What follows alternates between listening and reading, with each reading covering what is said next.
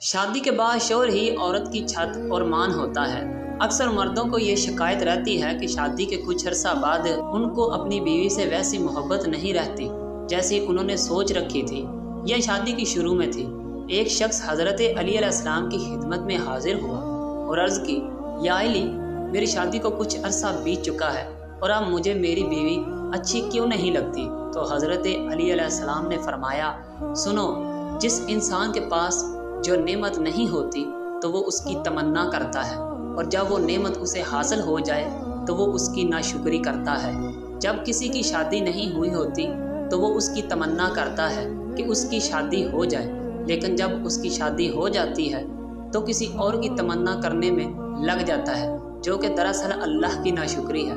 अगर तुम इस बात का यकीन कर लो कि तुम्हारी शादी अल्लाह का फैसला था और रब जो करता है बेहतर करता है, तो तुम कभी भी ऐसा वैसा न सोचोगे।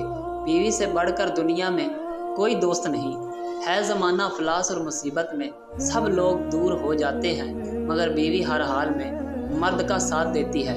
इसी तरह बीमारी में जैसी राहत बीवी से पहुंचती है, किसी दोस्त या अजीज़ से नहीं पहुंचती, जिससे साबित होता है कि बीवी के बराबर मर्द का दुनिया में कोई दोस्त नहीं।